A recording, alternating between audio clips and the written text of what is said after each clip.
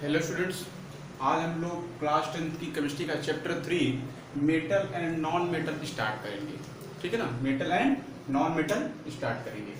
ठीक, तो metal and non metal में हम लोग को पढ़ना क्या है। मेटल एंड जो आपके पीरियोडिक टेबल में मेटल जो एलिमेंट्स हैं उनको कितने पार्ट में डिवाइड किया गया है, उसमें से जो दो पार्ट हैं उनको हम लोग डिस्कस करेंगे, मेटल और नॉन मेटल। ठीक है, तो अगर आप देखें तो आपके पीरियोडिक टेबल में जो एकदम से लेफ्ट साइड में होते हैं, जो एकदम लेफ्ट साइड में होते हैं उनको कहा जाता है, जो लेफ्ट साइड की तरफ होते हैं उनको कहते हैं मेटल।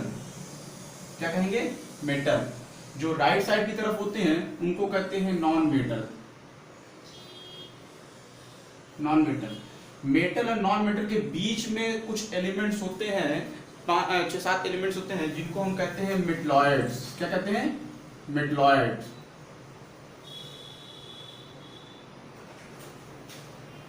ठीक, तो पीरियोडिक टेबल को तीन पार्ट में डिवाइड किया गया है, metal, metalloids and non metal.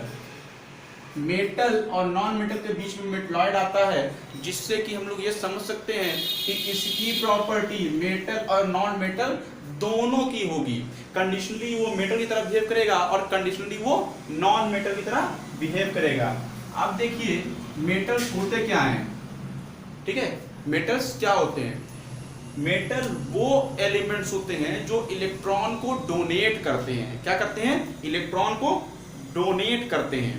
ठीक, ये थोड़ी हायर है, आप जो छोटे क्लास में पढ़े हैं उसमें आपको बताया गया है कि वो एलिमेंट्स जो आपके डक्टाइल हो, मैलिएबल हो, सोनरस हो, लस्चरस हो, उन्हें हम मेटल कहते हैं। These are the property of metals. But metal is defined as the element which donate the electron.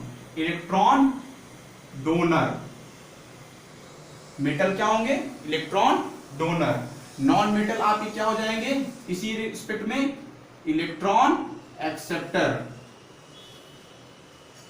Electron acceptor वो एलिमेंट जो इलेक्ट्रॉन को एक्सेप्ट करते हैं। क्या करते हैं? इलेक्ट्रॉन को एक्सेप्ट करते हैं, तो उन्हें क्या कहेंगे? Non metal. उन्हें हम लोग क्या कहेंगे? Non metal. ठीक है, तो इसका एग्जांपल, फॉर एग्जांपल जैसे आपका हो जाता है सोडियम। सोडियम को आप देखिए, एक इलेक्ट्रॉन सोडियम डोनेट करता है। 9th क्लास में आप लोग को बताया गया है कि आयंस का फॉर्मेशन बताया गया है। आपको बताया गया है कि मेटल्स के पास एक्सेस में इलेक्ट्रॉन होते हैं, जिनकी वजह से वो बॉन्डिंग के लिए अपने इलेक्ट्रॉन को डोनेट कर देता है। ठीक है, अब इसी में देखिए आपका इसमें है से क्लोरीन है। क्लोरीन आपका एक इलेक्ट्रॉन लेके Cl- में कन्वर्ट हो जाएगा। ठीक है, तो non metals are the electron acceptor and metals are the electron donor. Non metal क्या है? इलेक्ट्रॉन एक्सेप्टर है, और नॉन मेटल क्या है आपके? मेटल क्या है? इलेक्ट्रॉन डोनर होते हैं। ठीक, पीरियोडिक टेबल में जिनकी वैलेंसी 1 2 3 होती है, 1 2 3 होती है, वो आपके क्या होते हैं? मेटल कहलाते हैं। क्या कहलाते हैं? मेटल्स कहलाते हैं। और जिनकी वैलेंसी 4 to 8 होती है, they are known as non metal. Non metal. ठीक है, आप उसी में जैसे फॉर एग्जांपल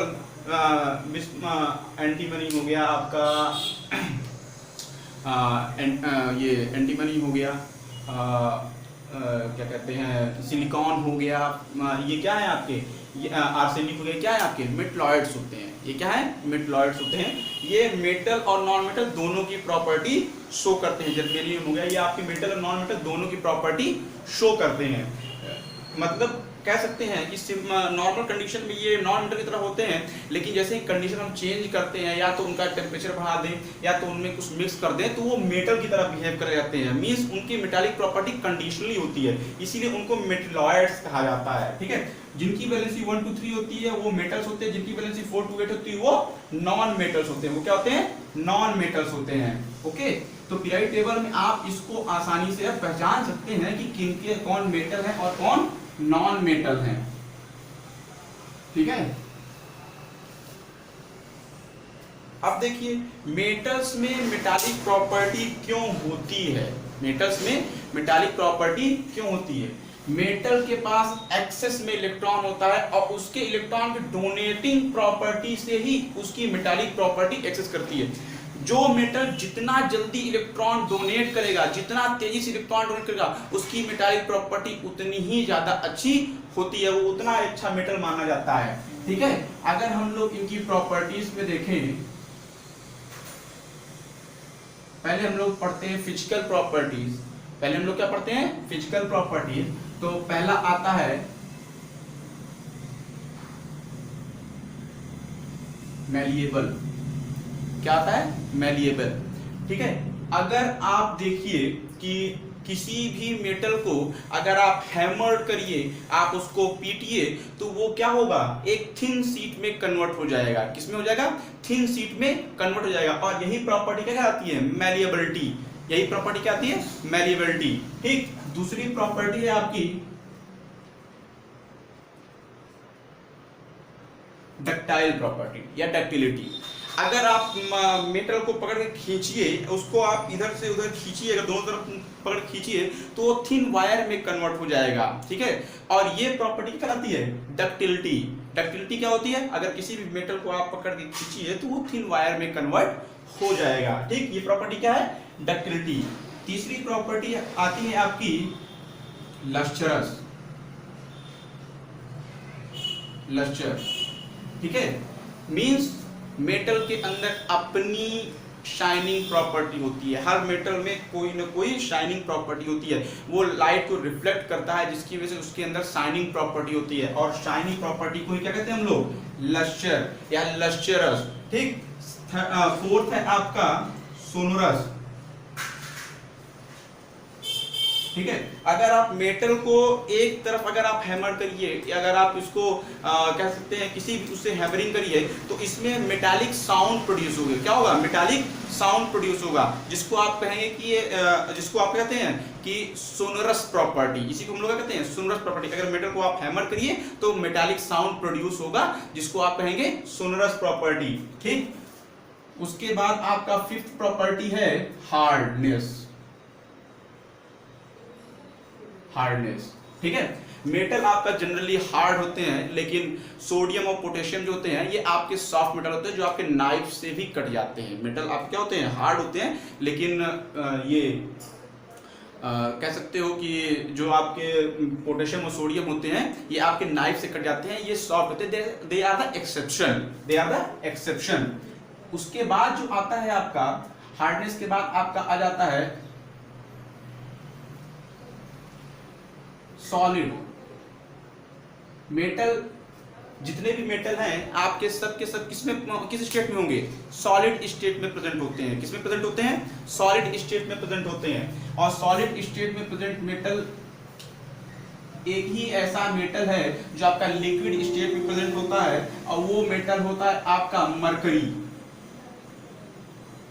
मरकरी आप क्या होता है? मरकरी आपका लिक्विड स्टेट में प्रेजेंट होता है। क्या होता है? लिक्विड स्टेट में प्रेजेंट होता है। ठीक है, तो यही आपका क्या है?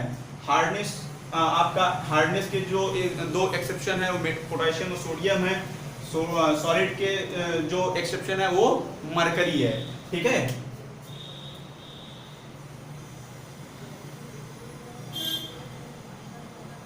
रिएक्टिव मेटल्स जनरली आपके जो जिनकी वैलेंसी कम होती है, दे आर वेरी रिएक्टिव, वो बहुत ही ज्यादा रिएक्टिव होते हैं। अब इनके जो सबसे ज्यादा रिएक्टिव मेटल्स हैं वो आपके सोडियम और पोटेशियम होते हैं। इनको अगर आप मॉइस्चर में छोड़ दीजिए, इनमें जरा भी मॉइस्चर इफेक्ट पड़ेगा तो ये बर्न होने लगते हैं, जलने लगते हैं।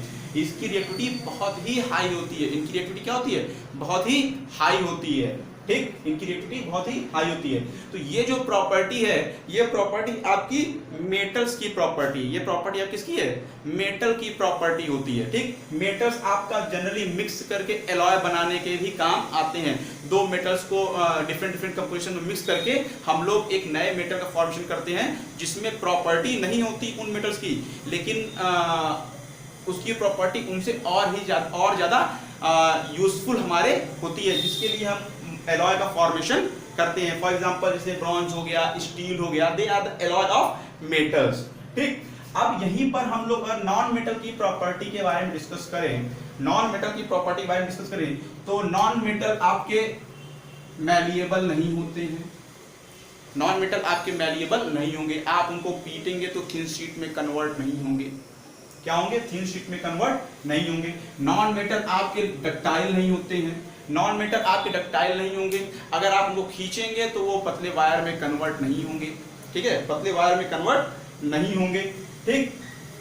लश्चरस नहीं होते हैं, नॉन मेटल आपके लश्चरस नहीं होते हैं बेटा, ठीक। लेकिन एक बहुत बढ़िया एग्जांपल है आपका, शाइनिंग प्रॉपर्टी देता है आपका डायमंड, वो भी नॉन मेटल है बट वो शाइन करता है, तो यहाँ पर आपका एक्सेप्शन है क्या? डायमंड। सोनरस, नॉन मेटल आपका सोनरस नहीं होता है, नॉन मेटल को अगर आप पीटेंगे तो मेटालिक साउंड प्रोड्यूस नहीं होगा, इसलिए नॉन मेटल क्या होंगे? आपके सोनरस नहीं होते हैं। Hardness, metal generally, non metal आपके जनरली हार्ड नहीं होते हैं, नॉन मेटल्स जनरली हार्ड नहीं होते हैं, ठीक। लेकिन यहाँ पर भी एक एग्जांपल है जो हार्डेस्ट मटेरियल के फॉर्म में आता है, वो आता है डायमंड। डायमंड, डायमंड आपका हार्डेस्ट मटेरियल के फॉर्म में रहता है, ठीक है। सॉलिड स्टेट, इनका स्टेट सॉलिड, लिक्विड, गैस किसी भी स्टेट में मिल सकता है, सॉलिड, लिक्विड, गैस किसी भी स्टेट में ये नॉन मेटल आपके मिल सकते हैं, ठीक। रिएक्टिव, सिंपली नॉन मेटल भी आपके हाईली रिएक्टिव होते हैं, जो आपके लेफ्ट साइड में होते हैं, राइट साइड में स्ट्रॉन्ग, मतलब कह सकते हैं कि जो 17th ग्रुप के होते हैं पीरियोडिक टेबल में, they are mostly reactive non metals, वो ज्यादा रिएक्टिव होते हैं। नॉन मेटल्स आपका कह सकते हैं कि they are bad conductor of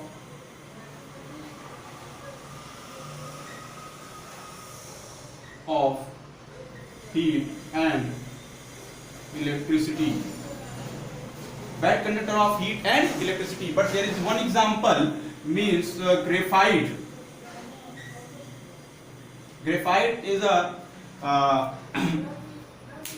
good conductor of electricity, good conductor of electricity. Graphite is allotrope of carbon, ये कार्बन का एलोट्रोप होता है, कार्बन के 3 एलोट्रोप होते हैं, पहला है ग्रेफाइट, दूसरा डायमंड, तीसरा बकमिलिस्टर फ्लोरेंस या कार्बन 60, ठीक है। तो उसमें जो ग्रेफाइट होता है ये कार्बन का ही एक फॉर्म है, लेकिन ये बहुत ही बढ़िया इलेक्ट्रिसिटी का कंडक्टर होता है। सिंपली आपके पेंसिल के उसमें भी इस्तेमाल किया जाता है, पेंसिल में भी इस्तेमाल किया जाता है, जिससे आप लिखते हैं, ठीक। तो bad conductor of electricity, and all non metals are very good conductor of electricity, सभी नॉन मेटल आपके बहुत अच्छे कंडक्टर होते हैं।